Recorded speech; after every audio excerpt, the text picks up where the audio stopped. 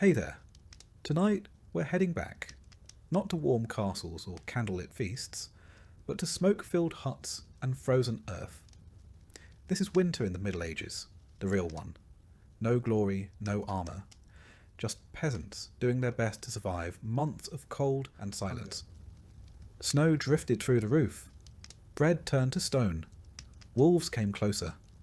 And every day you got up and did it all again. If slow, grounded history helps you unwind, feel free to like the video and subscribe, but only if it actually brings you peace. And let me know in the comments where you're listening from, and what time it is for you. It's strangely comforting to know who else is out there. So, dim the lights. Maybe turn on a fan for that soft background hum. Wrap yourself in something warm. And let's begin in a season that didn't just test people, it tried to end them. You don't need a calendar to know when winter's coming. You feel it. In the bones first, they stiffen like yesterday's bread. Then in the sky, which goes from blue to a kind of reluctant grey. And finally in the animals, who start looking at you with quiet suspicion, as if they know something you don't. And they usually do. Autumn doesn't end. It retreats. Slowly. Leaves fall, sure. But it's not just that. It's the way the wind changes direction. It starts slipping through the gaps in the cottage, exploring the place like an uninvited guest, poking around, finding where the warmth lives and evicting it. The chickens grow quieter. The dog stops barking at the wind and begins listening to it instead. That's how you know it's nearly time. The sun, when it shows up at all, feels thin, as if it's forgotten how to be warm. And everyone walks just a bit faster, not because they're in a hurry, but because standing still hurts more now. There's no grand announcement, no snowstorm with a flourish. Winter arrives like debt, quietly, and with a great deal of consequence. The first task, always, is denial. You pretend the cold is temporary. A chill, nothing more. You wear the same tunic you wore in October, but now with a cloak that's more whole than fabric. You tell yourself you'll mend it. You won't. Not because you're lazy, but because the needle's bent and the threads run out, and your fingers are too numb to hold either. We talk a lot about preparation, as if we were always ready. But let's be honest, most winters arrive when we're not quite finished with autumn. There's always a corner of the roof you meant to fix, or wood you meant to chop. Always something still left in the garden that didn't get dried or salted or stored in time. Still, you do what you can. You stuff straw between the gaps in the wall. You drape cloth over the doorway. You rearrange the beds so everyone sleeps a little closer to the hearth. Even Uncle Gawain, who smells like sheep and talks in his sleep about debts no one remembers. You don't light fires all day. That's a luxury.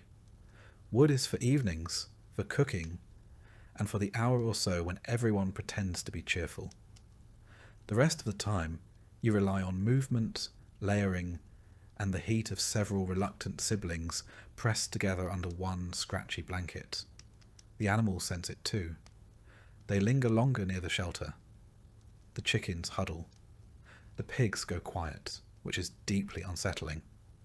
The cows grow more irritable, which is to say, they remain exactly the same.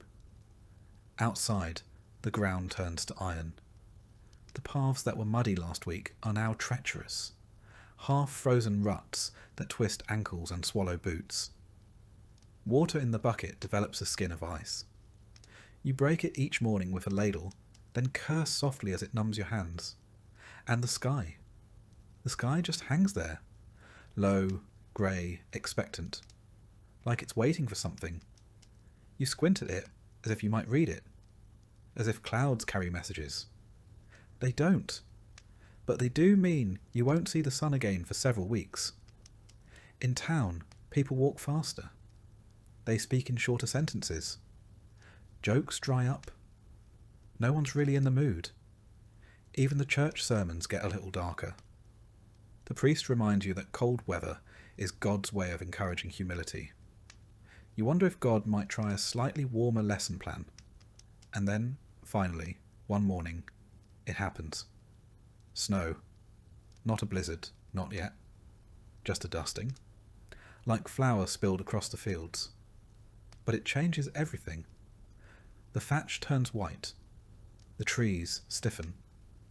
Your breath comes out in little clouds. And every step outside sounds like you're stepping on old parchment.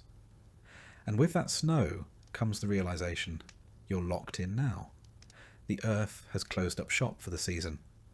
No more digging, no more planting. Nothing will grow. What you've already stored is all you've got. And if you didn't store enough, well, you'll learn how thin stew can really get. You begin to count things differently. Not in days, but in bundles. How many bundles of firewood left? How many sacks of grain? How many turnips? How many eggs this week? Not many, as the hens stop laying when it's cold. They prefer to huddle near the fire, just like everyone else. You keep yourself busy, even if nothing feels productive. You mend clothes, you scrape pans, you stir ashes, hoping a warm coal is hiding underneath. If there's time, and there often is, you spin wool. It's not just for making cloth. It's for keeping your hands moving, your mind occupied. Too much quiet, and your thoughts start getting ideas. The animals aren't just company. They're cohabitants. The warmer ones are invited inside. Not all at once. There are boundaries, after all. But enough to turn the house into a communal stew of smells, sounds, and shared body heat. You get used to waking up with a goat breathing on your neck. Well, maybe not used to. But you stop fighting it. Evenings are the worst. The sun disappears too early, and the darkness arrives like it's angry about something. Candles are expensive. Tallow lamps are smoky. You sit near the fire, if there's one going, and you listen. To stories. To wind. To the way the wood pops when it burns. Sometimes, someone gets it in their head to tell a ghost story. This always seems like a good idea, until you realise you have to walk across the freezing yard to use the privy afterward. You run. You try not to trip. You definitely don't look into the shadows. And yet, winter isn't all misery. There's a rhythm to it. A kind of bitter predictability. You know the chores. You know the limits. And there's a strange camaraderie in knowing everyone else is miserable too. You learn to find comfort in small victories. Warm feet for 5 minutes. A stew that tastes slightly less like despair. A day without wind cutting through the cracks in the wall. You celebrate quietly, because the moment you laugh too loud, someone will remind you we've only just begun. Historically, we peasants didn't fare too well in winters. The little ice age, starting around the 14th century, brought harsher, longer winters across Europe. Rivers froze. Crops failed. In some years, the Rhine froze solid for months, and markets were held right on the ice. Yes, people shopped on frozen rivers, until the ice decided otherwise. In particularly bad years, like 1315 to 1317, rain ruined crops for seasons. It wasn't just cold, it was famine. Up to 30 million people affected. And when there's no food, people get imaginative. Cannibalism was whispered about. Infanticide too. Not dinner table conversation, but then again, we didn't always have dinner. But that's the thing about winter. It's not just about enduring the cold. It's about enduring each other. A family of 6, 3 goats, 2 chickens, and a bucket of salted fish sharing 20 square feet of living space? That's a social experiment with no exit. You hear every cough, every complaint, every unfortunate digestive development. Privacy becomes a myth. Modesty goes out with the sunlight. You do your best not to argue, not out of patience, but because it stirs up the air and lets in more cold. And so you settle in. You shrink your world down to a few feet around the fire. You learn the weight of every blanket, the creak of every board, the rhythm of the weather. Days shorten, nights lengthen, and time starts to dissolve into a sort of frozen soup. You're not living, exactly. You're enduring. And eventually, you stop asking how long winter will last. You just wake up each day and survive that one. If you're lucky, the firewood holds out. If you're very lucky, the roof does too. Because in a medieval winter, the cold doesn't knock. It lets itself in. And stays a while, and tomorrow it starts again. Winter doesn't just try to kill you with cold, it kills you with chores. And at the top of that frozen to-do list, wood, endless amounts of it. You don't just need a few logs for ambience. You need firewood like your life depends on it, because it does.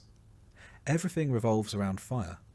It cooks your food, warms your bones, dries your socks, scares off rats, and makes the house only mostly uninhabitable. Without it, you're not a peasant. You're a popsicle with taxes. But fire doesn't magically appear. It takes wood, lots of it.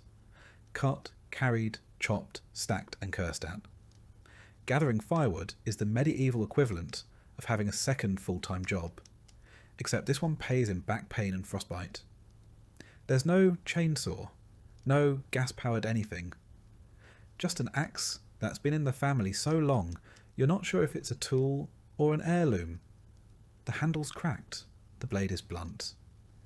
But it's still better than using your hands, which, let's face it, you probably will anyway once the axe gets stuck in the third log. You start in autumn, of course. Everyone says that. Start early. Except there's never enough time. The harvest runs late, your neighbour borrowed your axe, and you sprained your ankle trying to outrun an angry goose. So here you are in December, swinging steel at a tree like it insulted your mother, praying it falls in the right direction. And trees don't cooperate. They're heavy, unpredictable, and covered in snow. You cut one down, only to realise you still have to chop it, carry it, and stack it. Repeat 50 times. If you're lucky, your back just hurts. If you're not, the tree lands on you and you become a cautionary tale. Once the wood is chopped, it needs to dry. That takes months. So you burn it wet, which means it smokes, hisses, and barely burns at all. Congratulations. You've just turned your home into a tepid, smoky nightmare. Hope you weren't planning to breathe properly this winter. The rich, of course, have options. They hire people. They send servants into the woods while they sip wine in front of a roaring hearth. You are the servant, and your hearth is mostly a pile of wet twigs trying their best. Legally, you're not even allowed to gather wood in some places. Forests belong to lords. And if you're caught collecting kindling on noble land, the punishment ranges from fines to beatings to, occasionally, being made an example of. For picking up sticks. Yes, really. That's why many peasants turn to alternatives. Things like peat, dried animal dung, or bundles of brush. These technically burn, in the same way that technically soup counts as a meal. Peat gives off heat, but it also gives off a smell like wet ashes and regret. Dung burns surprisingly well, but let's not pretend anyone's happy about it. Still, you use what you have. You gather dried cow patties with frozen hands and pretend you're not inhaling memories of last summer's pasture. The good news? It's free. The bad news? Your cottage now smells like a campfire held inside a barn. Stacking firewood is an art. Too tight and it moulds. Too loose and it falls over and breaks your toe. So you build a neat pile against the wall of your house. Wrap it with whatever canvas you can steal from your cousin and hope it doesn't collapse under snow. It will. And you never have enough. That's the golden rule. Doesn't matter how much wood you cut. It's never enough. By February, you're down to burning fence posts, old furniture, or anything that vaguely resembles timber. There's no sentimentality. If it catches fire, it's fuel. You dream of firewood. You count logs instead of sheep. You have actual arguments over who burned the good stick too early. You ration embers. You hoard coals like they're treasure. And if you manage to find a particularly dry branch under the snow, you bring it home like a war trophy. Sleeping in winter is a gamble. If the fire dies out, the temperature inside drops to hope you wrote a will. You tuck in close, under layers of blankets, furs, and other humans. Not because you like them, but because survival beats personal space. In some homes, livestock sleep inside too. Not out of kindness, out of necessity. Chickens provide eggs and ambient warmth. Pigs are radiators with hooves. Cows are basically space heaters that moo. It's not cosy. It's crowded, noisy, and smells like a petting zoo collapsed into a soup kitchen. But it's marginally better than freezing to death. Historically, peasants didn't just rely on personal effort. Communities often worked together to chop and haul wood. It was less about bonding and more about shared suffering. Everyone had blisters. Everyone was freezing. Everyone was equally miserable, which made it slightly easier to endure. In some regions, people used wood-saving tricks. Clay ovens were shared. Communal fires were maintained all day. You'd take turns baking bread in the village oven, all while pretending not to notice how warm Agnes's house always seemed to be. Suspiciously warm, in fact. Women and children gathered kindling, not because it was easier, but because that's just how the labour got divided. If you were small and had fingers, you were sent to the woods with a basket and told not to come back empty. What you returned with might have been twigs, might have been pine cones. Either way, you contributed. And then there's chopping itself, a deeply medieval kind of misery. Your gloves, if you have them, are soaked through in minutes. Your fingers go numb. The axe slips. The wood splits wrong. Something hits your shin. You yell. Not because it helps, but because that's all you've got left. By midwinter, the ground's too hard to chop into. Your hands have more splinters than skin. And you still haven't figured out where half your woodpile disappeared to. Spoiler, your neighbour borrowed it again. And yet, you keep going. Because fire is non-negotiable. It's warmth. It's food. It's the difference between making it to spring or becoming the reason your cottage smells even worse. When you sit by the fire at night, tired, sore, and lightly smoked, you feel something like peace. Not comfort. Just the absence of immediate doom. Which, in the Middle Ages, is as close as you're going to get. Of course, some winters are worse than others. You remember the bad ones by name. The winter of 43 when the roof collapsed, or the long freeze when the river turned to stone and everyone tried ice skating in wooden shoes. Some didn't make it. A few froze. A few just left and never came back. You stop asking questions after a while. The firewood dwindles. The wind whistles. You find yourself eyeing furniture a little differently. That stool you never liked suddenly looks flammable. Sentiment gives way to survival.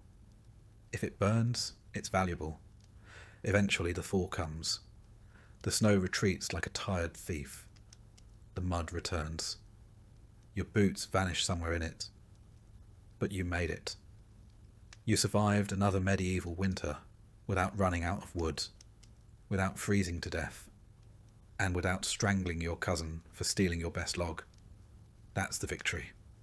No medals, No parade. Just frostbitten fingers, permanent smoke smell, and the deeply satisfying knowledge that you're not a popsicle. Not this year, anyway. The next morning you do it all over again, because even as spring edges closer, the cold lingers. The chores never stop. And the fire, that fickle, flickering little god, always wants more. More wood, more sweat, more of you. And you give it. Because in the end, it's not about comfort. It's about survival, one splinter at a time. And tomorrow, same routine. Chop, stack, burn, freeze, repeat. You don't beat winter. You survive it. And if you're lucky, next year's axe won't break before your spirit does. Because in the end, winter doesn't care how tired you are. The logs won't chop themselves. The fire won't feed itself. And warmth, that rare, fleeting thing, has to be earned every single day. You don't need a calendar to know it's winter. Your stomach tells you first, loudly, repeatedly. It's not hunger in the modern sense. That gentle rumble that reminds you to check the fridge. It's deeper, angrier. The kind of emptiness that makes you stare at bark and wonder, could I stew that? Food in a medieval winter is like firewood, always running out, never easy to get, and guaranteed to cause arguments. You don't plan meals, you ration them, you stretch them. You look at 3 shriveled turnips and call it a feast. You start with what you've stored, grains mostly, barley, rye, oats, wheat if you're rich, or stealing from someone who is. You keep them in sacks, barrels, or anything that keeps out rats, which is nothing. The rats always find a way. They're like furry tax collectors with teeth. Most of your meals revolve around pottage, the medieval mystery stew. It's not so much a recipe as a lifelong experiment. You throw in whatever's edible and hope it doesn't kill you. Root vegetables, dried beans, wilted greens, maybe a strip of dried pork if you've got royal connections or a generous neighbour. It simmers for days, sometimes weeks. New ingredients are just added to the pot. Old ones never quite leave. It tastes like boiled earth, with a hint of onion and regret. You eat it anyway, every day, twice a day if you're lucky, not because you like it, but because it's there. And in winter, that's enough. Meat is rare. You don't have a freezer. You don't even have a cold cellar, just a slightly less awful corner of the cottage. If you did slaughter something in the fall, a pig, a goat, your neighbour's least favourite chicken, you salt it, smoke it, dry it, and then hide it from everyone in the house, especially the kids. Kids will eat anything, including raw bacon and the string you tied it with. Sometimes you fish. If the river isn't frozen, if the ice isn't too thick, and if you haven't already burned your fishing rod for kindling. Ice fishing is a thing, just not a fun thing. You chip away at a hole in the ice while your toes slowly lose sensation. Then you sit, wait, and contemplate how life became a series of increasingly stupid decisions. If you're near the sea, you might dry some herring or smoke eel. It's nutritious. It's long-lasting. And it tastes exactly how it sounds. If you're not near water, you rely on whatever your neighbours didn't guard well enough. Bread is essential, but it's also a gamble. Made from whatever flour you've got, rye, barley, sometimes lentils, and often padded out with filler. Sawdust, yes. Grounder corns, maybe. Bark, on a bad year. Bread isn't soft and fluffy. It's a blunt object, something between food and medieval defence weapon. And sometimes the bread fights back. In damp storage, rye can grow a fungus called ergot, a delightful little microbe that causes hallucinations, convulsions, and occasionally death. You don't know this. All you know is that the bread makes you see colours, scream at clouds, and possibly become a religious visionary, or a witch, depending on who's watching. Dairy helps if you have animals that haven't frozen, wandered off, or been eaten. Milk spoils quickly, so you turn it into butter or cheese. The cheese is hard, salty, and vaguely threatening. Butter's a luxury. You keep it wrapped in cloth, hidden under your bed like it's gold. Because in winter, it basically is. Eggs? Not likely. Chickens slow down in the cold. They're too busy trying not to die. You might get 1 a week, maybe 2 if you speak nicely to the hens and threaten the rooster. That egg goes in the pottage, or you stare at it long enough to get full from imagination. Fresh fruits and vegetables? That's adorable. No apples, no greens. Maybe a dried plum from last August if it didn't rot or become home to a worm. Most vitamin C comes from sour cabbage or fermented turnip, lovingly described as crunchy disappointment in vinegar. It keeps scurvy away, but also friends. Preservation is everything. You salt, smoke, pickle, and dry anything that once moved, grew, or was near something that did. You make jams from berries, if you managed to find them, and didn't eat them all in a sugar-starved frenzy last summer. You hang herbs from the ceiling, until they drop into the soup one by one like leafy confetti. Nothing is wasted. Bones are boiled twice. The fat is saved. Even the ashes from the fire end up in soap or used to scrub pots. If someone throws away food, you question their sanity. Or you marry them, because clearly they're wealthy enough to waste things. And then there's hunger itself. Not mild hunger. Not I skipped lunch hunger. But the kind that makes you feel your stomach rubbing against your spine. The kind that makes you chew slowly, not for flavour, but to make it last. Hunger's a full-time presence in winter. It sits with you, watches you cook, comments on your portions, judges your neighbour's squirrel stew, and says, actually, that looks all right.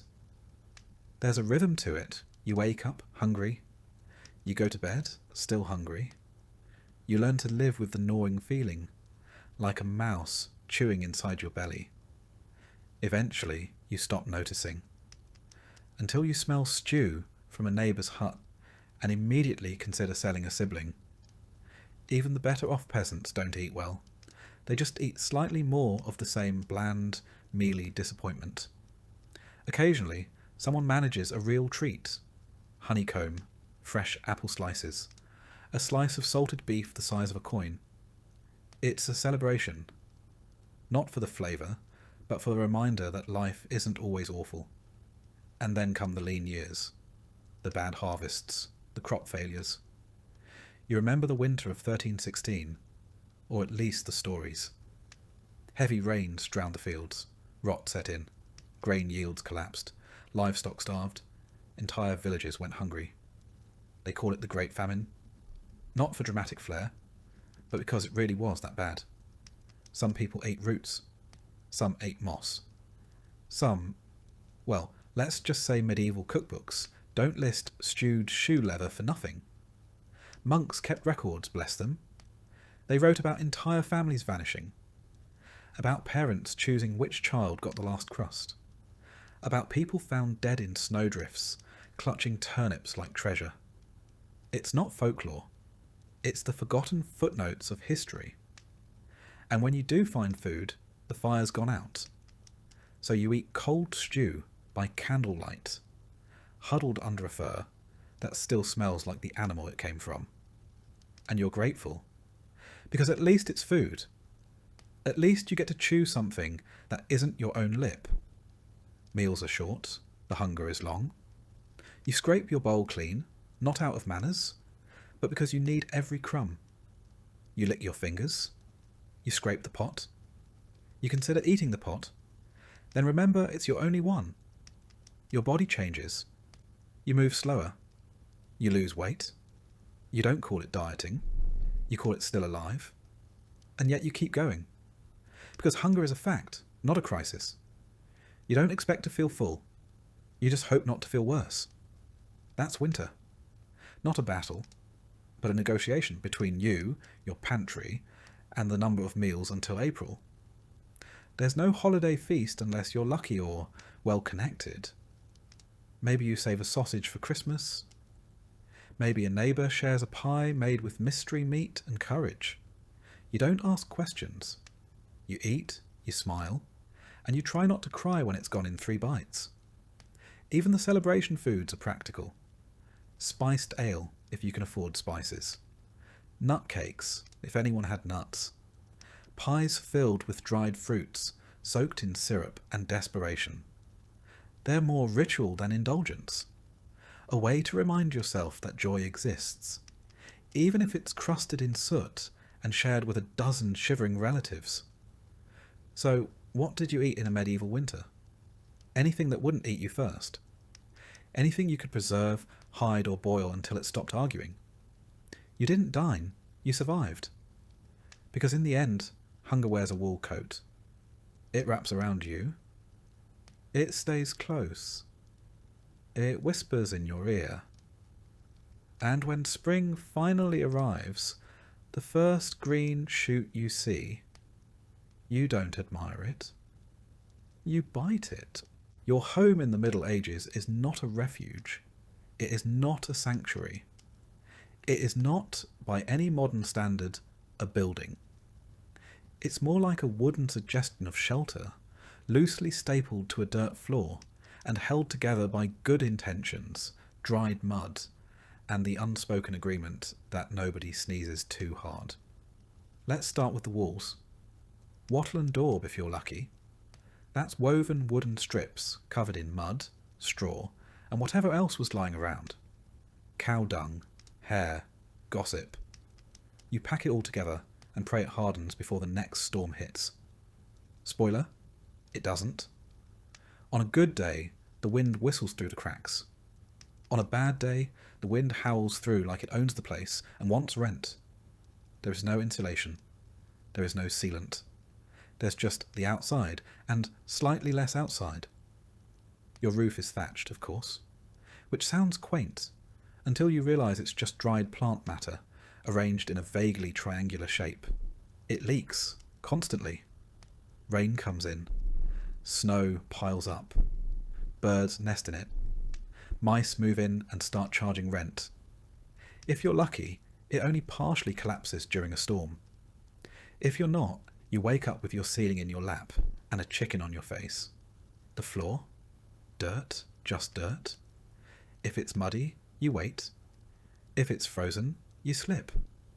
If it's dry, it turns to dust and gets into everything.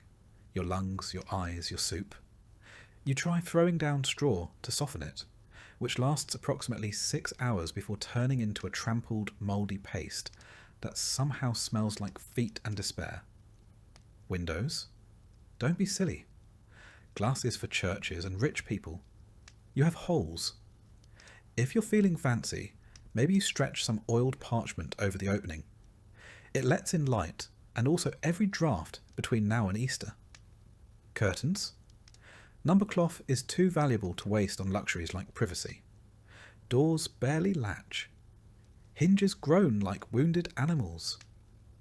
You can barricade it with a log, or if you're short on logs, because you've already burned them for heat, maybe just hope the wind isn't in a mischievous mood. Fireplaces are central, but not in a cosy way. There's a fire pit in the middle of the room. No chimney, just a hole in the roof. So the smoke rises slowly, filling your home with a lovely grey fog that coats your walls, your lungs, and any hope you had of clear breathing until spring. You don't smell the smoke after a while. You are the smoke. Now let's talk furniture. You don't have much. A wooden bench, maybe a stool. A table if you're living the high life. Beds are shared with your spouse, your children, and occasionally livestock. The mattress is straw stuffed into a sack, which sounds fine until you remember that straw doesn't stay fluffy. It compresses, moulds, and invites bugs. Your pillow is another sack. If you're lucky, it's full of feathers. If you're not, it's just more straw. possibly slightly less crunchy. Blankets? Wool, if you've got it. Or furs, if something nearby died recently. Most nights, you sleep in your clothes, under everything you own, hoping body heat plus faith equals survival. And if your fire dies out overnight, you wake up frozen in your own breath cloud, questioning every decision that led to this point. Heating the place is a challenge. You keep the fire going, sure, but heat rises, smoke rises, and unfortunately, you're sleeping on the floor, which means your toes freeze while your rafters get a lovely sauna experience. Stones around the hearth help.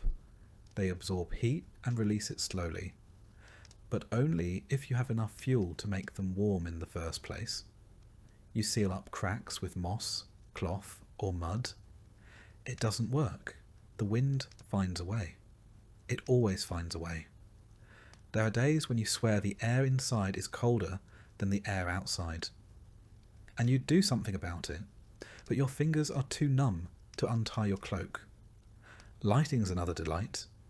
You've got tallow candles, which drip, sputter, and reek of beef fat. Or rush lights. Reeds dipped in animal grease, which burn like someone tried to weaponize a salad. The smoke from these mingles with the hearth smoke, until the whole room is a low-hanging haze of medieval asthma triggers. And let's not forget the noise. Thin walls mean you hear everything. The wind, the livestock, your neighbour sneezing, your own stomach growling back at you, like it's filing a complaint. Privacy? A myth? Solitude? Only if you walk into the forest and don't come back. Of course, it's not just people living here. Your cottage shares space with animals. Chickens nest in corners. A goat sleeps under the table. If you've got a cow, she lives in the lean-to attached to the wall, unless it's too cold, in which case she joins you in the main room.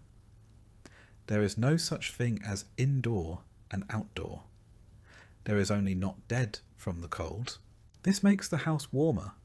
Slightly. It also makes it louder, messier, and smell like a barn that recently lost a bet. You sweep the floors, but the dirt just rearranges itself. The straw bedding smells like old milk.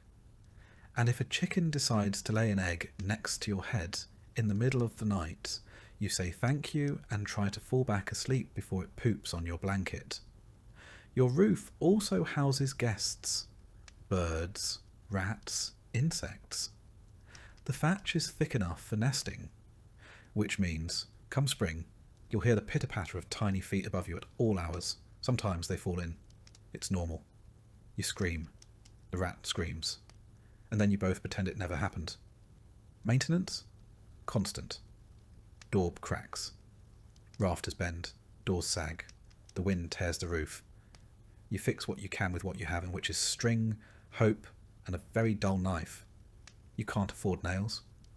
You wedge things into place. You hammer wood together using a rock and a prayer. And if it's raining and the roof's leaking, you don't grab a bucket. You grab all the buckets. You position them around the house like you're trying to win a very sad game of splash chess. You learn which spots drip first. You name them. You curse them. You learn to sleep around them. It's not all doom. There are warm moments. The fire catches well. Someone shares a fur. A draft stops for no reason. You convince yourself it's your craftsmanship. You huddle close with your family and pretend the smell is comforting. It's not. But it is familiar. Still you endure it. Because this isn't just a pile of timber and bad smells. It's home. It's where you were born, where your children were born, and where someone probably died last week. You patch it. You sweep it. You whisper to it in winter, like it's a sick relative. Just hold on a little longer. You don't compare it to a castle. You compare it to not freezing to death. And by that measure, it's doing fine. Some wealthier peasants whitewash the walls. Not for luxury, for lice. The lime kills bugs. A fresh coat every year keeps the walls bright and the infestations mostly cosmetic. You think about doing it. You even collect the lime. But then the firewood runs out, again. You hang herbs to make the air smell nicer. They dry out, crumble, fall into your soup. You eat them anyway. The taste is weird, but you tell yourself it's seasoning. It's not. And every so often you dream. Of a second room. Of a wooden floor. Of a roof that doesn't make you flinch every time a breeze picks up. You don't expect it. You just let the thought sit with you while you stitch another patch into the wall and listen to the rain come through the ceiling. Because in the end, your house isn't warm or dry or peaceful, but it's still standing. And in a medieval winter, that's about as close to luxury as you're ever going to get. It's dawn, or close enough. There's a faint light outside that might be the sun, or just the moon giving up. Either way, it's time to get up. Not because you're rested, you're not. Not because you're excited, you're definitely not. But because your life depends on getting things done before frostbite, famine, or your neighbour's goat beats you to the water source. There's no weekend. There's no me time. There's barely enough time to scrape the frost off your eyebrows. Every day is a repeat of the last. Gather, mend, feed, carry, boil, patch, repeat. Winter in medieval Europe is a season-long to-do list, written in mud, smoke, and fatigue. First job, get the fire going. You hope the embers survived the night. If not, you're back to flint and steel, hunched over kindling with frozen fingers, and breath so visible it could be mistaken for a ghost. Wood is precious. You use it sparingly. A good fire means warmth, food, light, and life. A bad one means all of the above slowly slip away while you pretend you're not crying from smoke. Once the fire's going, or at least coughing along like an asthmatic squirrel, it's time for water. The bucket is heavy, the stream is half frozen, and the path is icy enough to host the worst Olympics event in history. Peasant figure skating. You fall, you spill, you curse the ice, the bucket, and the cruel joke that is winter. Then you do it again, because water doesn't fetch itself. Back home, you boil it. Not because you're a health nut, but because it might kill you otherwise. Every sip is a gamble. Boiling water is also how you warm your hands, steam the hut, and delay feeling like a medieval failure for 10 more minutes. Next, animals. They need feeding before you do. Chickens are annoyed, pigs are loud, the cow is judging you. You scrape together old hay, kitchen scraps, and whatever hasn't frozen solid. You check the coop for eggs. There aren't any.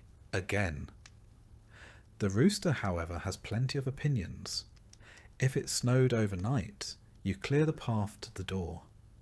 Not because it's tidy, but because falling into a snowdrift while holding a bucket of pig slop is the kind of memory that sticks. You shovel with a flat plank, your hands wrapped in rags, and mutter things that will get you excommunicated if anyone heard. With the animals fed, and your fingers halfway thawed, it's time for breakfast. If you can call it that. Yesterday's pottage reheated with today's regrets. Maybe some crusty bread. Maybe not. If someone remembered to scrape the pot clean last night, you're scraping the scrapings. No one complains. Complaining takes energy. Then it's time for the real work. If you're a man, it's chores in the fields, forest, or forge. If you're a woman, it's everything else. Spinning wool, mending clothes, making food, cleaning soot, hauling water, stirring the pot, and somehow keeping 6 children alive while pretending your hands aren't frozen into claw shapes. Repairing the roof?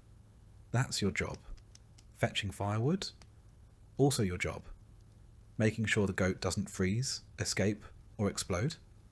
Still your job. There are no task lists, just a rolling stream of crises that need solving before nightfall. Laundry is once a week, and it's its own form of purgatory. You drag clothes to the river, break through the ice, and scrub with a mix of ash and lye until your knuckles bleed and your soul leaves your body. Rinse. Freeze. Repeat. Cooking is a game of improvisation and lowered expectations. You stir the same pot you used yesterday. You skim the surface for mould and add more water. Maybe some herbs. Maybe a pebble for texture. You serve it hot and call it soup. Afternoons are for fixing things. Tools, fences, relationships strained by arguments over who ate the last turnip. You sharpen blades with a whetstone that's older than your grandfather, who, incidentally, died falling off the same ladder you now use to patch the ceiling. Children help, in theory. Mostly they get underfoot, but even toddlers are handed tasks, holding yarn, scaring crows, carrying small bundles of kindling. They work because they have to. Playtime is what happens when they finish early, and no one ever finishes early. Inside, the spinning wheel turns endlessly. Wool doesn't spin itself. Linen doesn't weave itself. Every thread in every tunic has passed through hands that ache. Gloves are a luxury. Calluses are standard issue. And if you drop a spindle and it rolls into the fire, you just stare for a moment and quietly consider walking into the flames after it. By late afternoon it's already dim. The sun barely tries in winter. Shadows stretch long. You rush to finish the day's tasks before the light fails. You patch walls with mud, rehang door hinges, fix a leaking roof with nothing but straw, a rock, and wildly misplaced optimism. Then you prep for the evening, stir the stew, stoke the fire, scrape the frost off the inside of your water bucket. You change into warmer clothes, which are the exact same clothes, but with one more layer of sadness. Dinner arrives, such as it is.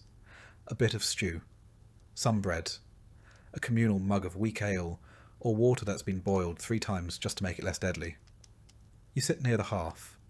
Not too close, sparks, not too far, frostbite. You eat fast. The warmth fades quickly. Afterward there's no winding down.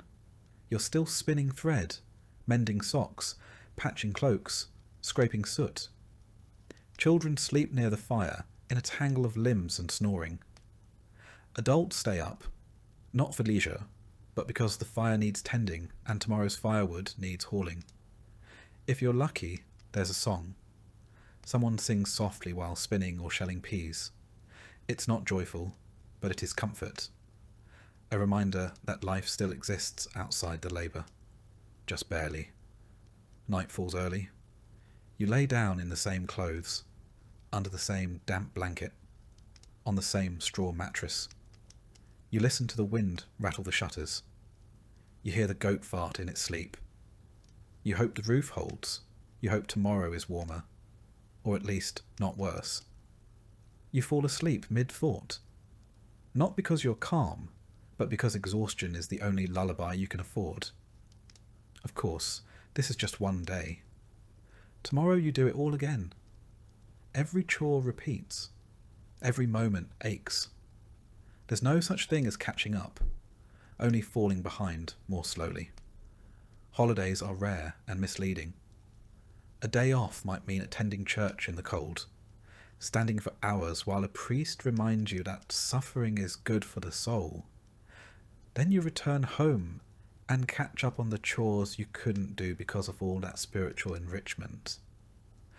The rhythm of winter life is monotony with stakes. You don't do chores to feel productive. You do them because not doing them means someone doesn't eat, doesn't warm up, doesn't make it through February.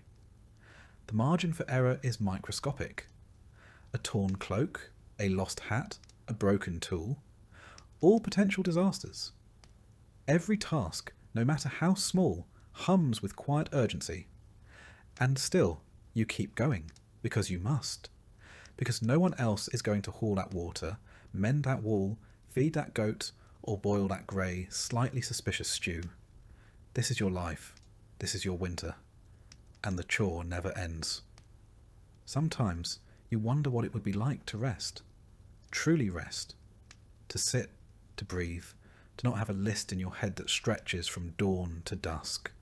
But rest is a luxury, movement is survival. So you shift the logs, fold the wool, quiet the baby, nod to your spouse across the hearth. Another day done. Another set just like it to come. The work doesn't stop, but neither do you. Even in sleep, your body aches with memory. The blisters, the burns, the bruises. They don't heal. They just become part of you. Like the smoke in your clothes. Like the frost on the windowsill. Like the life you never chose, but live anyway. You don't choose to get sick in the Middle Ages. You just wake up one morning and realise your nose won't stop running. Your throat feels like you gargled pine cones. And someone seems to be inflating your joints from the inside. Congratulations. You're now fighting off something that doesn't have a name, a cure, or even polite bedside manner. You're not sure if it's a cold, the flu, or medieval tuberculosis. But it's yours now. Getting sick in the winter is almost a rite of passage. The hut is damp. The air is cold. The fire went out during the night, and you've been breathing in smoke, goat dander, and spores from the wall moss since October. No one knows what germs are yet, but your body does, and it's currently throwing a tantrum about it. Everyone coughs, everyone sneezes. No one covers their mouth, because nobody has tissues, and personal hygiene is just a rumour. The children are all sick, the old people are sick, the livestock might be sick. You're holding on, barely, by drinking boiled nettle tea and hoping the smell alone doesn't finish you off. The remedies? Oh, you're going to love them. There's bleeding, of course. That's the go-to for everything from headaches to heartbreak. Someone shows up with a dull knife or a friendly neighbourhood leech and decides the solution to your fever is less blood. Does it work? Absolutely not. Does it make you lightheaded enough to forget your symptoms for a while? Yes, actually. Then there's the herbal tea route, mixtures of whatever dried weeds the village healer found before the snow came. Yarrow, wormwood, nettle, maybe a handful of unidentified moss, and a generous pinch of superstition. You boil it in a cracked clay pot, strain it through your sleeve, and sip it slowly while trying to ignore the fact that it tastes like bitter mud and betrayal. Of course, you might also be advised to fast, because clearly what a body fighting off infection needs is less food. Bread is already hard to come by. Pottage has turned to grey sludge. Fasting for spiritual purification is just code for rationing when the pantry looks like a haunted pantry. Other cures include steam inhalation from the same pot you just boiled your soup in, prayer, the longer the better, and, in extreme cases, applying hot coals near the skin to draw out the poison, which works about as well as it sounds. Medical help, such as it is, depends entirely on who shows up first. If it's the village healer, you might get a poultice and some herbs. If it's the priest, expect prayers, holy water, and a gentle reminder that maybe you brought this on yourself by skipping mass. And if it's the barber surgeon, well, start writing your will. The barber surgeon arrives with a sack of instruments that haven't seen soap since the last plague. He's cheerfully optimistic. You, less so. He looks at your swollen leg and mutters something about humours, then pulls out a saw and a tankard of ale. Anaesthetic? Don't be silly. You'll bite on a stick and scream into the void like everyone else. Sometimes they'll prescribe purging, either up or down, depending on which end is more offended by your condition. Laxatives made from boiled bark or dried beetles, emetics brewed from wine and sadness. You're not just sick anymore. You're violently sick, aggressively sick, the kind of sick that leaves you questioning your commitment to staying alive. Still, some people do recover. You lie in your straw bed for days, sweating through wool, alternating between shivering and hallucinating. The fire is low. The hut is dark. The air smells like damp wool and whatever herbal nightmare you drank earlier, and somehow you pull through. But not everyone is so lucky. Illness spreads fast in a small sealed box filled with smoke, livestock, and zero ventilation. You cough. Your child coughs. Your neighbour coughs through the wall. Within a few days, half the village is sniffling, wheezing, or laid out flat under mouldy blankets, being fed onion water and last rites in equal measure. No one knows what's causing it, so naturally people guess. Maybe it's bad air. Maybe it's a curse. Maybe old Maud gave someone a funny look in church last week, and now the whole street's coughing blood. Superstition mixes with desperation until you're hanging herbs over doorways, burning dried sage, and sleeping with iron under the bed to ward off evil spirits. It doesn't work, but at least it smells nicer than the goat. The worst part is you can't stop working. You're sick, but the firewood still needs chopping. The cow still needs milking. Your kids still expect dinner, even if it's just a steaming bowl of hope and nettles. Rest is a luxury reserved for corpses. So you stagger out of bed, wrap yourself in every piece of wool you own, and shuffle through the snow like a disgruntled ghost. And all the while, the risk looms that this won't just be a cold, that it's the start of something darker. Typhoid, pneumonia, the kind of thing that doesn't announce itself, just takes you quietly in the night. That's the real fear, not the pain, but the silence that follows. If the sickness gets worse, the signs are clear. The fever spikes. Your breath rattles. You stop getting out of bed. Someone lays a cloth over your forehead and pretends it's helping. The priest is summoned. Not the healer, not the barber. Just the man in robes who says it's time to prepare your soul. Confession comes quickly. You mumble out every sin you can remember, even ones you probably didn't commit, just to cover your bases. The priest nods solemnly and sprinkles you with holy water that smells faintly of mildew and desperation. He says words in Latin. You don't understand them, but they sound final. Your family gathers. No one says it, but they're preparing. The pot of herbs simmers quietly. Bread is saved. A blanket is tucked in a little tighter. There's a moment, just one, where you lock eyes with your spouse and realise neither of you is sure which of you will survive this winter. But sometimes, mercifully, the fever breaks. One morning, you wake up and the fire is still burning. Your breath doesn't catch. Your fingers can move. The room still smells like death warmed over, but at least it's warm.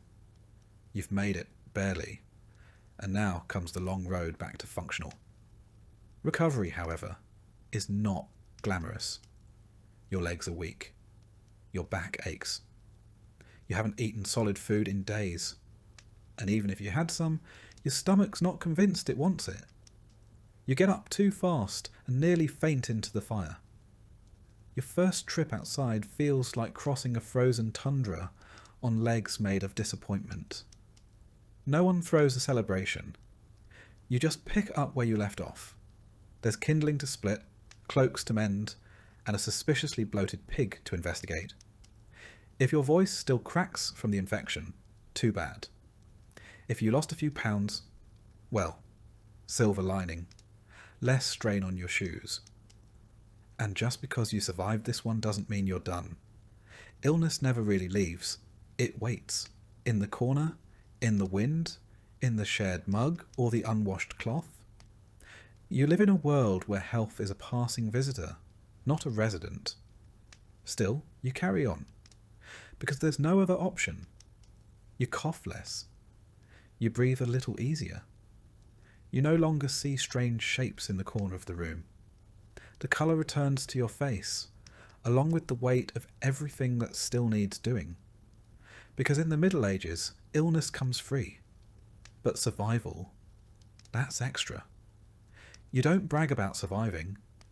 You don't even talk about it. You just wake up the next day, pull on your patched tunic, and start hauling water again. Because in this world, staying alive is the only proof you ever get that you were strong enough.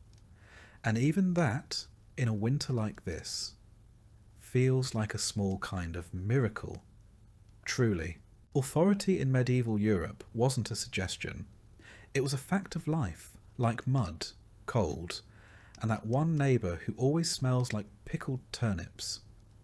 And in the dead of winter, when hunger thinned patience and tempers ran short, obedience wasn't just expected, it was enforced.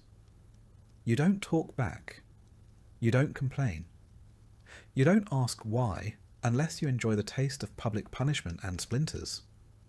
From the lord of the manor to the local priest, everyone above you in the hierarchy expects immediate compliance, and they've got a belt, a staff, or a scripture ready to remind you. Start with the manor lord. He owns the land. Technically, you don't even rent it. You just live there, like a tolerated parasite. You farm his fields, pay your dues, and bow when he rides past, even if your back's already broken. If he says jump, you ask how high, then jump anyway just in case he meant it metaphorically. Refuse? That's cute. Let's see how funny that is when he finds you, takes your grain, or throws you in the stocks during a snowstorm. The stocks, by the way, are winter's least cosy seating arrangement. Wooden planks clamp your arms and neck, while your neighbours get to walk by and admire your poor life choices. It's cold. It's humiliating. And if someone's feeling festive, they might throw something. Turnips if they're nice, rocks if they're not. You don't protest. That might get you a second round. But lords weren't your only problem. The church was just as powerful, and arguably more terrifying. God might forgive, but the local priest? Not so much. He watches everything. Who misses mass? Who works on holy days? Who might be secretly coveting someone else's goat? And he keeps a record, not just for spiritual purposes, but for leverage. One misplaced comment and suddenly you're accused of blasphemy, or witchcraft, or worse, forgetting to tithe. Speaking of tithes, they're not optional. You give 1/10 of everything you produce, even if that means you don't have enough left for yourself. Grain, eggs, chickens, your dignity, the church takes its share. And if you fall short, you don't get a reminder notice. You get a sermon delivered in front of everyone, complete with meaningful stares and eternal consequences. The preacher's power isn't in muscle, it's in memory. He remembers who skipped prayers, who whispered during Mass, who dared to question why Lent means eating boiled weeds for 6 weeks. And in the winter, when everyone's cranky and coughing, it doesn't take much to land yourself in the pulpit's line of fire. Then there's the law, or whatever passes for it. The constable is often just a farmer with a stick and a vague sense of authority. Laws are less about justice and more about keeping people in line. Steal bread, lose a hand. Say something cheeky to a noble, lose a tongue. Gossip too loudly, get fitted for a scold's bridle. A lovely little iron mask with a mouthpiece designed to make you think twice before speaking a third time. Even private matters come with public consequences. If your child misbehaves, you're blamed. If your spouse curses, you both suffer. Discipline is a community affair. The whipping post doesn't care whose idea it was, just that someone gets hit. And don't get too clever. Intelligence, in this world, is suspicious. Reading is for priests. Curiosity is for troublemakers. If you ask too many questions, someone might accuse you of sorcery, which comes with a complimentary drowning or bonfire. If you're a woman, the rules are even stricter. You obey your father, then your husband, then your son, in that order. You speak softly, work constantly, and never give anyone a reason to point at you and whisper witch, because once that word is in the air, it doesn't matter what you've done. Healing someone? Witch. Knowing how herbs work? Witch. Talking back? Witch with extra kindling. And let's not forget your fellow villagers. They're not just bystanders. They're part of the system. That neighbour who smiled at you during market might report you for working on a saint's feast day. That cousin who borrows your firewood might also casually mention you muttered something unholy in your sleep. Surveillance isn't digital. It's human. And deeply nosy. It's a culture of control. Everyone watches everyone else, and nobody is safe. The cold only sharpens the paranoia. Long nights breed longer grudges. One small slight, a stolen tool, a bad trade, a missing hen, can escalate into accusations, punishment, and public shame. And there's no appeal process. The closest thing to justice is hoping your lord is in a good mood and your priest didn't stub his toe on the altar steps that morning. Even jokes are dangerous.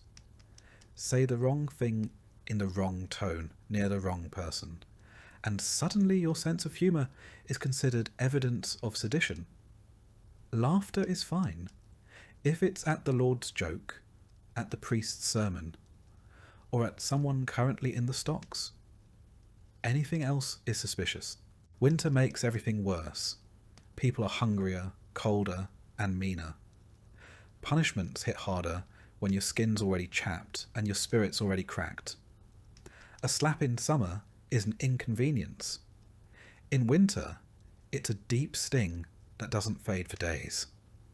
And with no ointments, you're left to treat your bruises with snow and silence. There's no village meeting to discuss grievances.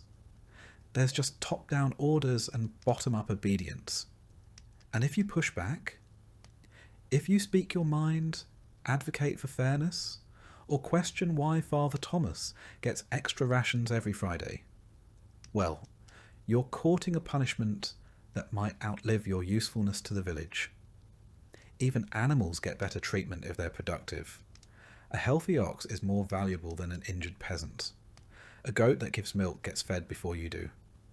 Your worth is measured in output and obedience, not opinion. Stay in your place. Stay quiet. Stay useful. That's the unspoken motto, and winter only underlines it in frost. And yet, people adapt. They learn to bow without bending too far. They master the art of polite silence. They say yes with their mouth and not today with their eyes. Obedience becomes a skill, part survival tactic, part social performance. Children learn early. They're taught not just how to work, but how to act, how to speak to the Lord, how to avoid the priest's gaze, how to sit still at Mass and not giggle when old Margaret snores during the homily. You don't teach them to dream big.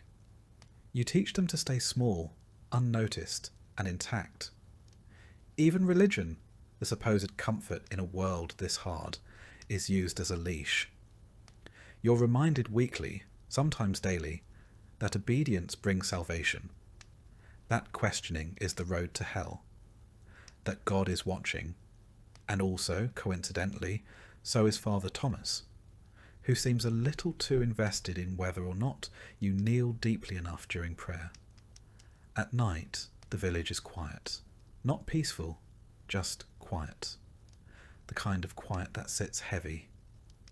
You listen to the fire crackle, the wind moan, and the occasional footsteps of someone trudging home from the tavern. You lie still, wrapped in wool and fear, and think about how obedience kept you alive today. Not happy, not free, but alive. Tomorrow you'll wake up and obey again. Not because you believe in the system, but because survival depends on it. The price of winter is submission.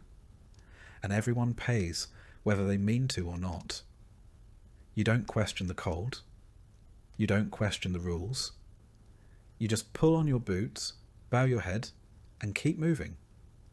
Because in the medieval winter, questioning authority isn't rebellious. It's suicidal. Even your thoughts aren't entirely your own. You shape them carefully, keep them quiet, tuck them away behind your eyes. Because in a world built on obedience, even thinking freely feels like a dangerous luxury. So you obey, you endure, and you wait for spring. Because in winter, even rebellion freezes. And you've got enough to survive without adding heresy to the list.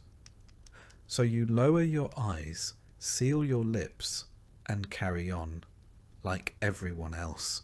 You're not alone out here. And that's not meant in the comforting sense. The kind people say when offering a hug. It's the kind whispered by your inner voice when something howls in the woods, and your door isn't quite shut right. Because in the medieval winter, you are surrounded by things that want your food, your warmth, and occasionally your face. Wolves are the obvious concern. By December, they're starving. By January, they're bold. They prowl the edges of the forest, closer now than in summer, noses lifted toward your chimney smoke. They smell meat. They smell fear. They smell you. And when you walk alone, maybe to fetch firewood, maybe to empty the slop bucket, they watch. Sometimes they follow. They rarely attack outright, but you've heard stories. Everyone has. Some say they wait until you slip, until your lantern goes out, until your boot catches in a snowdrift, and you fall face first in silence. Then it's over fast, or not fast at all.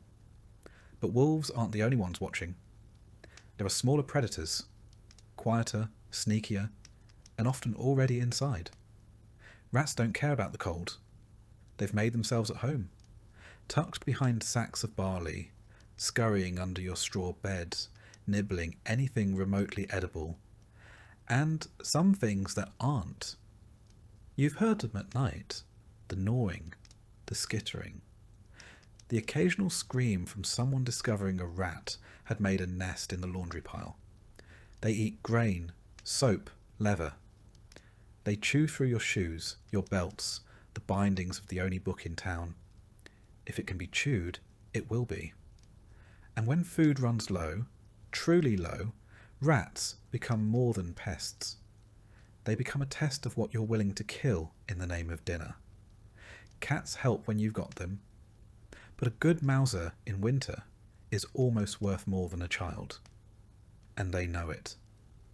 They lord over the cottage like tiny monarchs, demanding warmth and respect in exchange for thinning the vermin herd.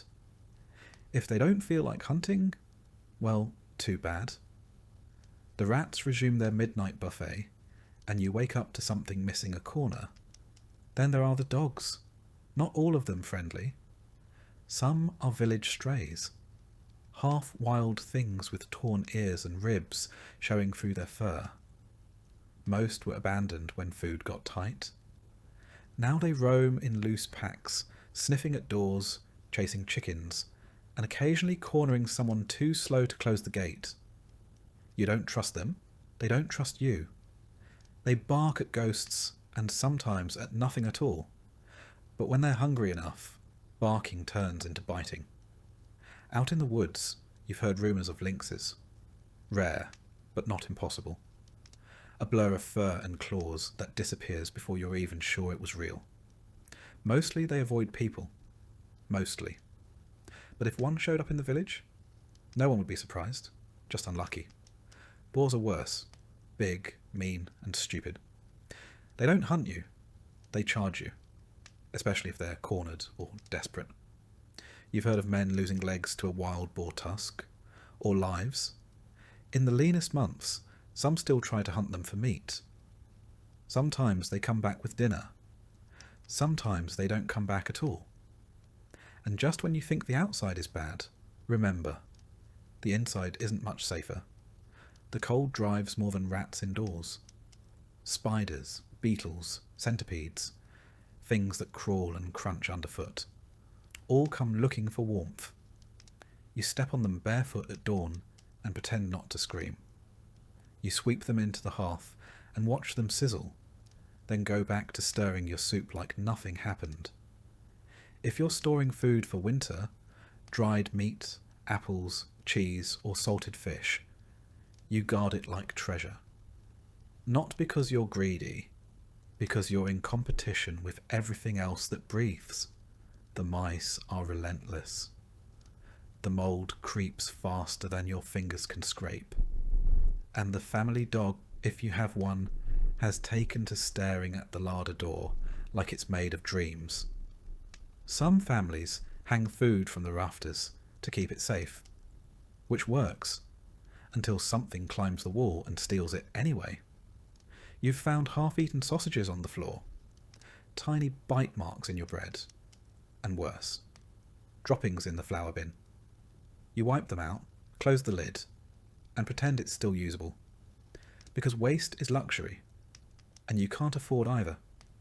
Even birds get strange in the cold. Crows seem to follow you, perching on rooftops, watching from fence posts, silent and waiting. You tell yourself it's superstition, but then you see 3 of them on the same beam above your front door, and wonder if they know something you don't. Winter sharpens everything. Sound carries further. Footsteps in snow echo louder. When you hear something outside, snapping branches, low growls, even the rhythmic crunch of approaching boots, your heart doesn't race. It locks up. Because sometimes it isn't an animal. Sometimes it's a person who's just as hungry as a wolf, and twice as desperate. Bandits don't take the season off. They're colder, hungrier, and more reckless. If they think your family has food, they might try the door, or break it down, which is why you sleep lightly with a blade near the bed, dull, rusted, but sharp enough to give you a fighting chance. You pray you never have to use it. And so, every noise becomes a question. Every gust of wind, every creak in the roof, every bump against the wall. Is it just the cold settling in? Or something trying to get in? You start to learn the language of winter. The way snow falls when something has moved through it. The silence that means something's watching. You listen differently. You think differently. You begin to count your food in days, not weight. You tuck your hands under your arms whenever you're not working, not because it's warm, but because frostbite doesn't ask permission. And you never, ever let your guard down. Because predators don't knock. They don't announce themselves. They just arrive, teeth bared, claws out, cold as the season itself. The church might preach that God watches over you, even in winter. But God doesn't patrol your chicken coop. He doesn't chase rats out of the cellar. And he doesn't leave tracks in the snow just beyond your door. So you check the locks. You double knot the rope. You leave the fire burning low and the knife where you can reach it. And when you sleep, it's the kind that ends at the smallest sound. Half rest, half readiness. Because winter isn't just cold. It's alive. It's hungry. And it's always waiting. In the mornings, you check for tracks. Not out of curiosity. Out of necessity. A single line of paw prints across your garden means something visited. Maybe just passing through. Maybe scouting. Sometimes it's foxes, nosing around the chicken coop. Sometimes it's worse. You shovel snow from the path, not just to walk safely, but to erase evidence, to make your home look less tempting to whatever might be watching from the tree line. Some people hang charms above their doors. Bits of bone, carved wood, sprigs of dried herbs. Protection, they say. Against animals. Against spirits. Against luck turning sour. Whether they work is anyone's guess, but no one dares remove them. Your dreams turn strange. Teeth, eyes, Heavy footsteps. You wake in a sweat, breath fogging in the cold air, and listen, just in case. Because winter in the medieval world doesn't just test your strength, it tests your sanity. It frays your nerves, your sleep, your sense of safety. Every dark night is a dare, every howl a reminder. Out here, you're not at the top of the food chain. You're just another creature trying to survive the cold. So you carry on, eyes open, doors shut tight. Because in a medieval winter, staying warm is only half the battle. The rest is making sure nothing eats you before spring. And if something is hungry enough, it won't care whether you've prayed, prepared, or hidden well. It will just come, and you'll need to be ready. Because in a world like this, even rebellion freezes. When your food is gone, your toes are numb, and your roof leaks more than it covers. There's only one place left to turn. God. Or more specifically, the medieval church, which, depending on the day, is either your salvation or one more mouth demanding something from you. Religion in the Middle Ages wasn't optional. It was oxygen. It filled every hour, every room, every thought, especially in winter, when death felt closer than ever, and plagues liked to show up uninvited. You didn't just believe in God. You structured your life around the idea that He was watching, and that He wasn't thrilled. The church didn't just offer comfort. It offered rules, rigid ones. You attended Mass, even if the church was colder than outside. You fasted on command. You confessed things you weren't entirely sure were sins. And if you didn't, the consequences weren't just spiritual, they were social. People noticed, people talked, and nobody wanted to be the reason the harvest failed or the fever spread. The church building itself was no haven. Stone walls, dirt floors. A draft that seemed to aim directly at your spine.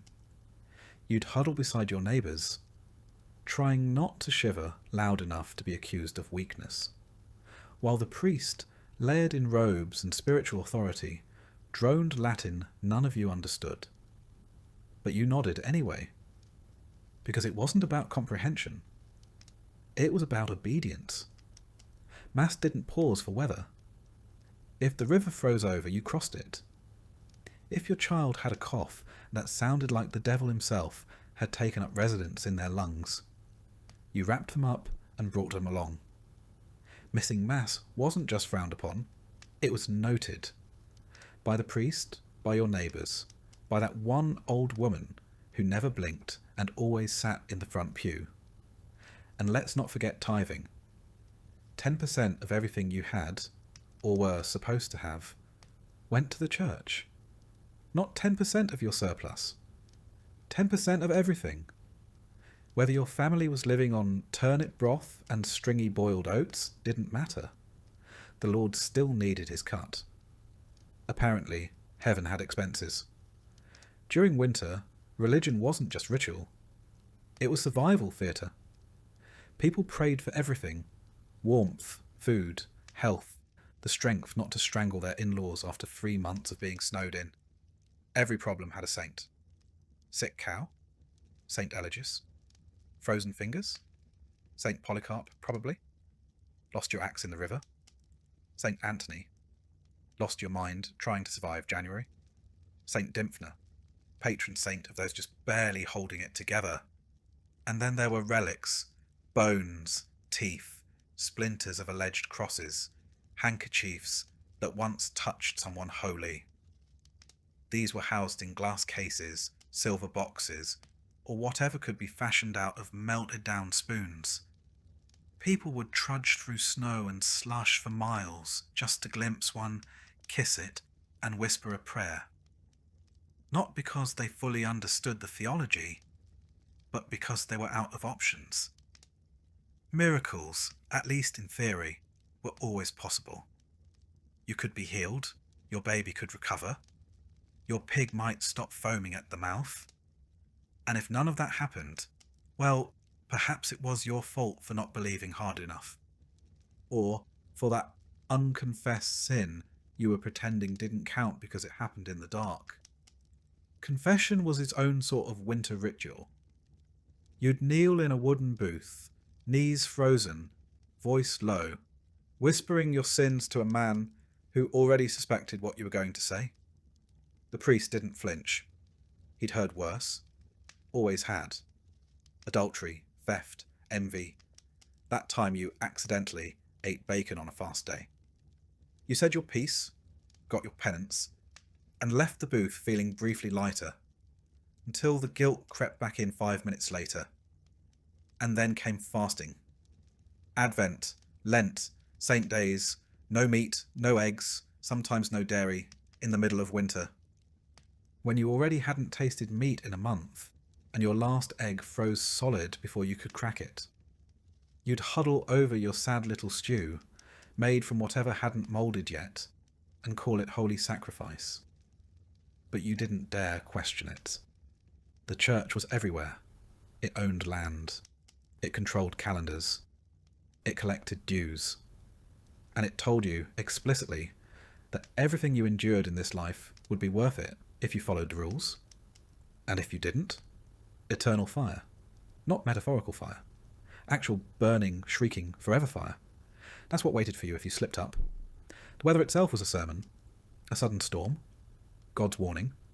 A stretch of mild days. God's mercy. A frozen crop. Someone sinned. Who? Unclear. But someone. This turned villages into moral pressure cookers. Neighbours watched neighbours. The widow who muttered too loudly during Mass. The man who skipped Vespers. The child who asked too many questions. Any of them could be the reason the goats froze. The line between spiritual and social punishment blurred quickly. Gossip spread like frost across a field. You'd hear whispers, "She doesn't kneel properly," or "I saw him work on the Sabbath." The next thing you knew, you were at the centre of a prayer circle, or an accusation. And while you were freezing your extremities off, trying to be a good person, the priest lived just a little warmer. Not wealthy by noble standards, but definitely better off than you. He had wine. Actual wine. A private chamber. Possibly a feather pillow. And he reminded you often that your suffering was part of God's plan, which was convenient for him. Less so for you. But you still listened. Because what else was there? Hope, no matter how dim, was the product the church traded best. In a world where your child could die from a cough, and your neighbour could vanish beneath a collapsing roof, heaven offered a kind of cruel comfort. If this life was nothing but mud, hunger, and cold, then surely the next would be better. Golden streets, warm light, no frostbite, no rats. You held on to that vision. Not because it made sense, but because it had to. Because otherwise you were just surviving for the sake of suffering. And that was too much for anyone to admit out loud.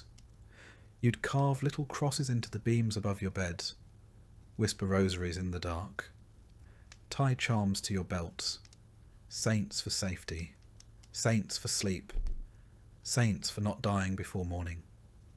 Every tiny ritual was rebellion against despair. You couldn't fix the cold. You couldn't fix the hunger. But maybe you could stay in God's good graces long enough to see spring. And that meant keeping the faith. Even if your knees bled from kneeling. Even if your prayers went unanswered. Even if, deep down, you weren't sure anyone was listening. And when someone did die, which in winter was often, it was the church that guided their body to rest. Or tried to. The ground was frozen. Graves had to be hacked open with picks, or left shallow and marked for later. The priest would mutter Latin over a frost-covered shroud, incense freezing mid-swing, as the living buried the dead with red fingers and numb faces. Sometimes the body couldn't even be moved. A makeshift service might be held in a barn, or right there in the house, as family members huddled beside the wrapped form, praying it wouldn't attract wolves before morning. But the church had answers for that too. Death was a passage, a test. The cold couldn't follow you into heaven. The hunger would end. The pain was temporary, if you believed, and if you obeyed.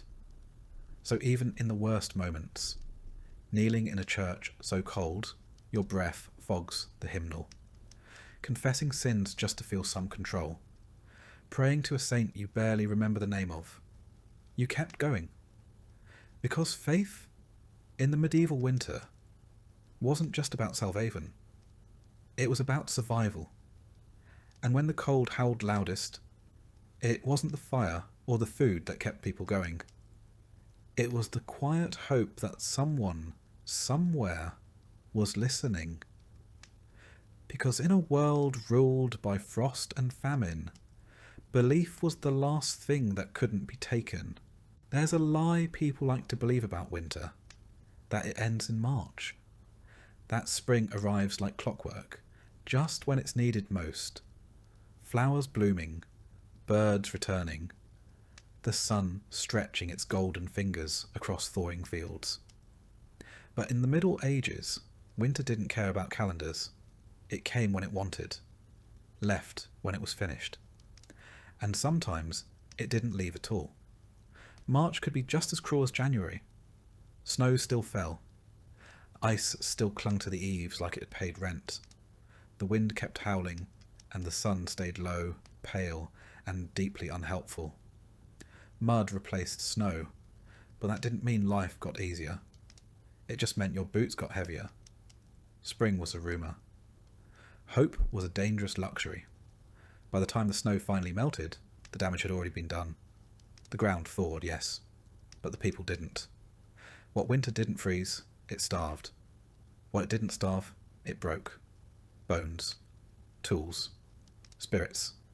Some families came through it thinner. Some didn't come through at all. You'd walk into town in April and find doors still shut, chimneys still cold.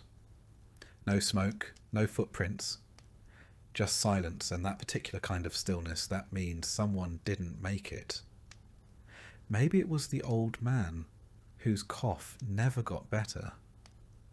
Maybe it was the woman who gave her bread to her children until there wasn't enough left for herself. Maybe it was the child who got sick in February and just faded. Funerals were quiet affairs, if they happened at all. By late winter, the graveyard had filled faster than anyone expected. The earth was too hard to dig properly for most of the season, so bodies were sometimes wrapped and kept in barns or caves until the ground could be broken. You'd smell them before you saw them, and even if you survived, you didn't exactly celebrate. You didn't burst into song at the sight of a crocus. You stared at the dirt like it owed you something. Like maybe, if you waited long enough, it would give something back.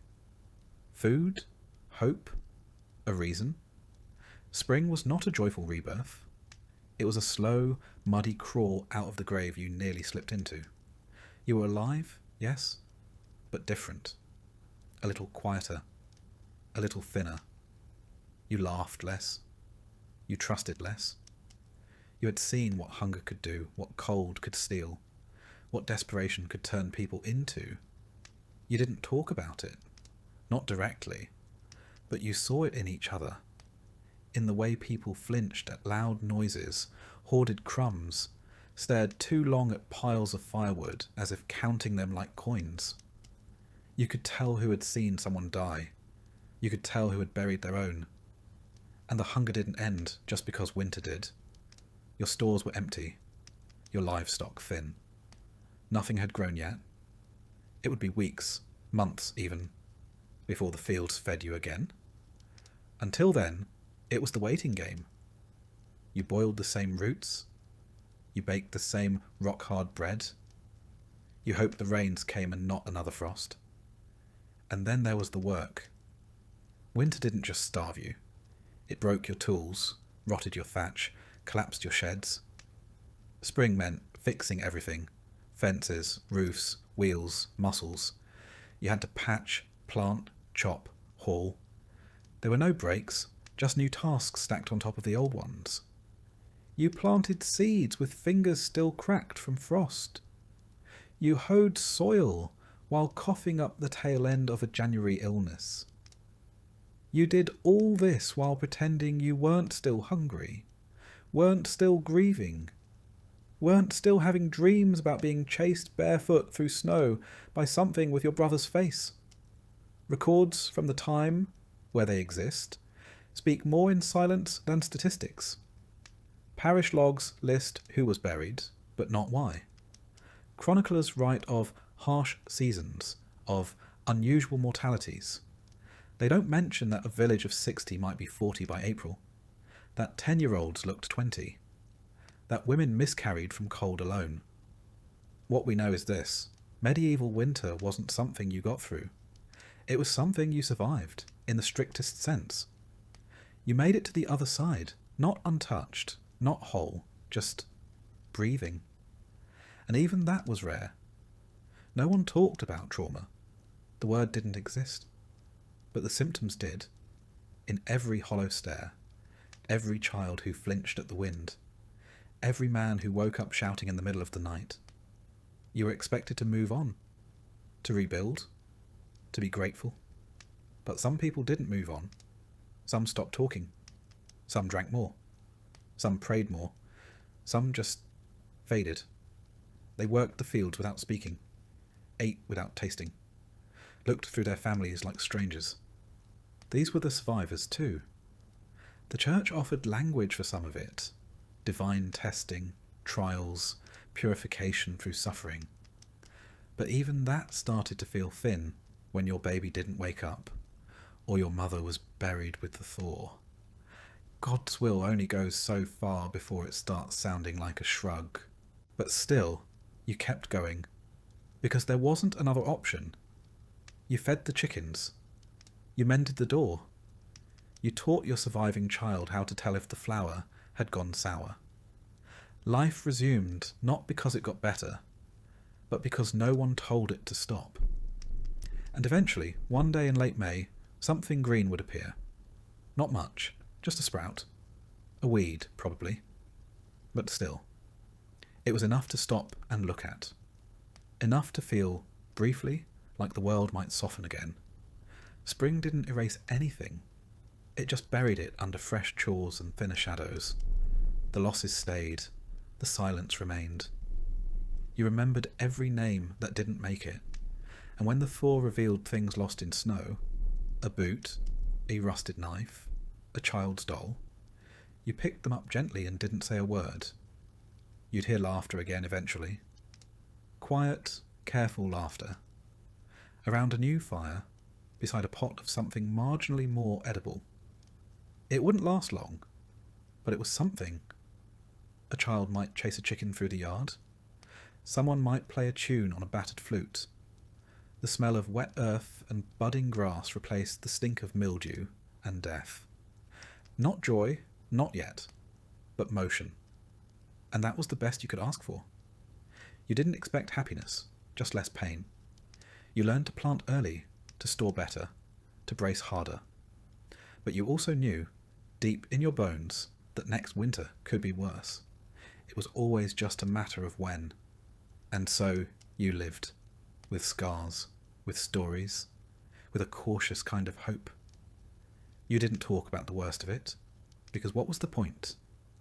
Everyone had their own version. Everyone had frozen fingers, buried kin, or nights they weren't sure they'd wake from. You walked past the churchyard and didn't look too long. You saw the new growth and felt the old grief. And when someone asked how your winter was, you just nodded, said, "We made it," because that was all anyone ever said. The truth was longer, messier, colder. It lived in the corners of the room, in the way you wrapped your cloak tighter, even in the sun, in the way you counted your food twice, in the way you listened for wolves, even in spring. Survival wasn't triumph. It was just endurance. But in the Middle Ages that was enough. So you wiped your hands, fed the fire, planted the next seed, and waited for the cold to come again. Because in a time when nothing was promised, not warmth, not food, not tomorrow, making it through winter was the closest thing peasants had to a miracle. And for most, there were no songs, no records, no legacies, just another spring, and the quiet proof that they were still here. Because survival didn't make you a hero, it just meant you were still standing when the snow finally gave up. And that, in the medieval winter, was the only victory that mattered.